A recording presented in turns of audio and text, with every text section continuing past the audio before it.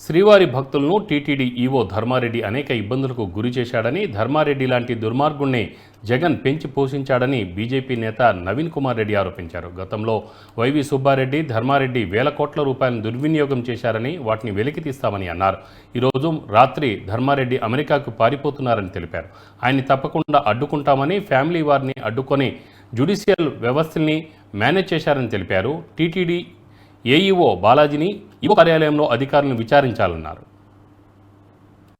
ఆంధ్రప్రదేశ్లో ఎన్డీఏ కూటమిని అఖండ మెజారిటీతో గెలిపించినటువంటి ప్రజానీకానికి అంతా కూడా తిరుపతి నుంచి మనస్ఫూర్తిగా హృదయపూర్వకంగా అభినందనలు తెలియజేసుకుంటున్నాము. ఈరోజు ఈ ప్రెస్ మీట్ ముఖ్య ఉద్దేశం, తిరుమల తిరుపతి దేవస్థానం ప్రపంచ ప్రఖ్యాతిగాంచిన పవిత్ర పుణ్యక్షేత్రం.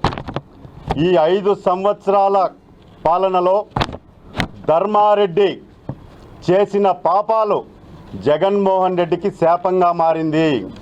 మేము శ్రీవారి భక్తులుగా, తిరుమల తిరుపతి స్థానికులుగా పదే పదే హెచ్చరించాం. అయ్యా జగన్మోహన్ రెడ్డి, ధర్మారెడ్డి ఒక అవినీతి పరుడు. ఈరోజు 3వసారి తిరుమల కొండకు తీసుకురాకండి.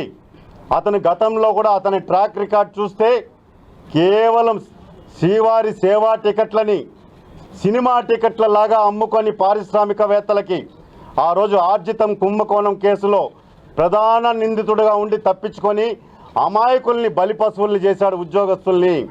అలాంటి వ్యక్తిని తీసుకురావద్దండి అని చెప్తే చెవిటోడికి శంఖం ఊదినట్లు జగన్మోహన్ రెడ్డి అధికార బలంతో, అహంకారంతో కళ్ళు నెత్తికెక్కి ధర్మారెడ్డిని మళ్ళా 3వసారి తీసుకొచ్చి కొండపైన పెట్టి తిరుమల పవిత్రతను మంట గలిపించేశాడు.